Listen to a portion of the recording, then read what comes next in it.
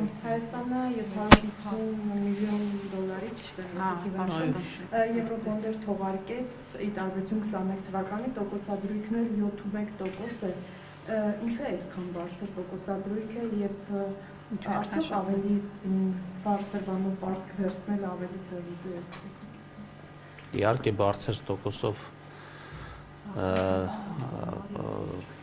պարկ վերցնելը ավելի քիչ ձեռնտու է, քան ցածր տոկոսով, սա բարձր տրամաբանություն է։ Նախկինում, երբ որ մենք թողարկել ենք եվրոբոնդեր, մասնավորապես վերջի անգամ 21 թվականին, այն ժամանակ շուկան, միջազգային շուկան եղել է ավելի ցածր տոկոսադրույքների պայմաններում, օրինակ, եթե եվրոբոնդերից ենք խոսում, ապա այդտեղ ուղենիշային տոկոսադրույքները սահմանվում են ամերիկյան 10 տարանոց պարտատոմսերի նկատմամբ 21 թվականին, եթե ես ճիշտ եմ հիշում, այդ ցուցանիշը 1%-ից ցածր էր։ Հիմա նույն այդ ամերիկյան պարտատոմսերը 4.2-4.3% են կազմում։ Հիմա ամեն ինչ պետք է համեմատել այս պարտատոմսի ցուցանիշի հետ, եթե մենք համեմատում ենք, թե ինչ տոկոսադրույքով ենք մենք թողարկել 2021 թվականին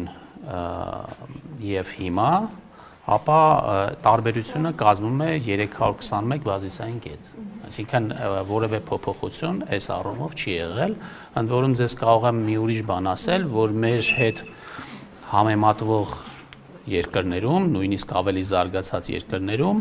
այդ տարբերությունը ավելի մեծացել է, իսկ մեր մոտ մնացել է նույնը։ Բայց ինչի վրա են ծախսում այդ գումարները, պետական պարտք ինչու է ավելանում, օրինակ տնտեսագետներն ահազանգում են, որ դրանով աշխատավարձեր, նպաստներ, թոշակներ են տալիս, այսինքն այն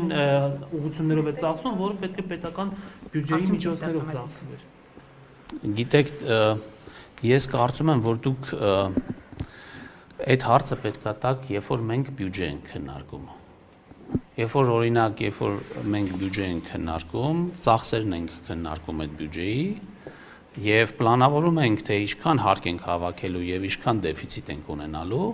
այդ ժամանակ դուք պետք է ասեք, օրինակ, ինչի Հայաստանը ունի 5.5% դեֆիցիտ։ Եվ այդ ժամանակ այդ պետք է քննարկենք, գուցե գաք առաջարկությամբ ասեք, որպեսզի դեֆիցիտը 5.5% չլինի, մենք համաձայն ենք ավելի շատ հարկ վճարենք, որպեսզի այդ դեֆիցիտը լինի ավելի փոքր, կամ կարելի է կներեք, կամ կարելի է ասել, որ եկեք այս ուղղությամբ ծախսերը նվազեցնենք, այս ծախսը չանենք եւ այլն, ներդրումներ չեք բերում երկիր տնտեսական դեր նախարարները չգիտեն վարչապետը մենք հուշենք վճար մի տվեք падգամավորում մենք ասենք նաեւ որ հարկերը շատ մի արեք որովհետեւ դա ենթադրել է տալիս որ դեֆիցիտը շատ է դրա համար հարկահավաքությունն է շատ հարկեր եք սահմանում դա է պատճառը ես չեմ ասում որ դուք եկեք իմ գործը արեք եք ասում ռեալորեն դե չի չեկա մենք մեր գործը շատ լավ անում ենք եթե դուք որևէ բանում համաձայն չեք, որովհետև մենք առաջարկություն ենք ներկայացնում կառավարությունում քննարկում ենք բյուջեն, հետո դա ներկայացնում ենք ազգային ժողովին եւ ազգային ժողովը դա հաստատում է, ընդ որում դա հանրային քննարկման է դրվում։ Այդ չի նշանակում, որ դա հանրային քննարկման է դրվում մենք հանրությանը ասում ենք եկեք մեր գործը արեք մենք ուղղակի լսում ենք որտեղ մենք ի վերջո հանրության համար ենք այդ բյուջեն հաստատում այդ ամեն ինչը դուք ընդդիմախոս տնտեսագետներին լսում եք օրինակ նույն նախկին վարչապետ օրինակ Հրանտ Բագրատյանը բազմաթիվ անգամ տնտեսական բազմաթիվ խնդիրներից է խոսել դուք լսել եք իր կամ մյուս տնտեսագետները որը ձեր թերությունները օրինակ իրենք շատ դեֆիցիտի մասին են խոսում դուք այդ մասին իրանց հորդորները լուծումները լսում եք բնականաբար լսում ենք բայց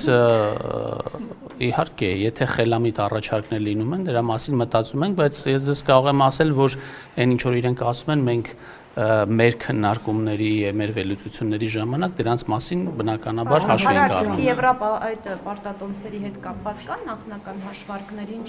ուղղություններով են էլի դրանք բան լինելու պարտքի մարում, թե ընթացիկ ծախսեր, ինչ որ հաշվարկներ կան։ Հաշվարկներ կանելու կարիք չկա, որովհետև նախապես նախատեսված էր, որ այդ եվրոպարտատոմսերի թողարկումը ուղղվելու է բյուջեի դեֆիցիտի ֆինանսավորմանը։ Պարոն Հովհաննիսյան, օրինակ համացանցում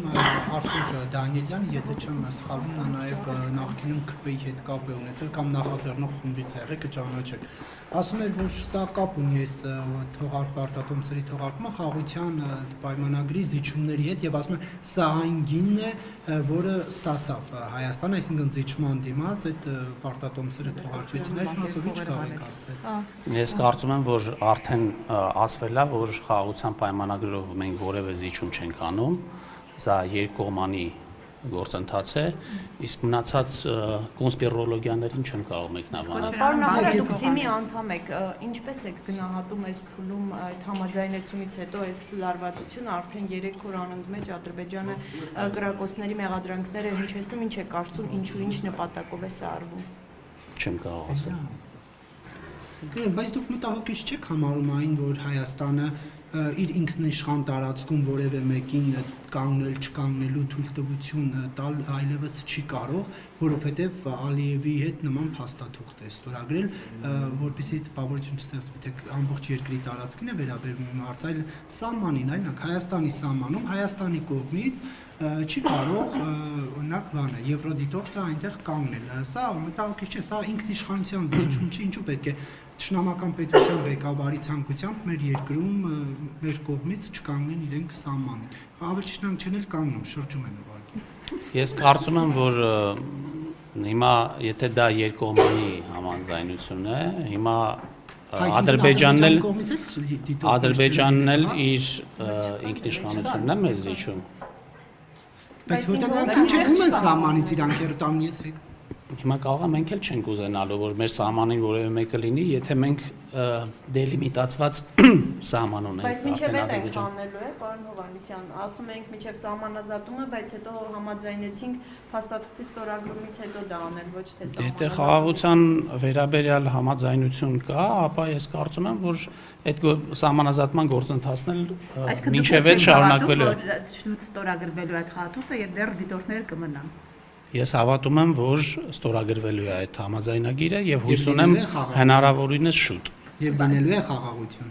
Ես շատ մեծ հույս ունեմ։ Ադրբեջանում են, պարոն Հովհաննիսյան, Այս հայտարարությունները, որ տարածվում է, կներեք էլի, ես պետք է գնամ։ բայց Ադրբեջանի պահվածքը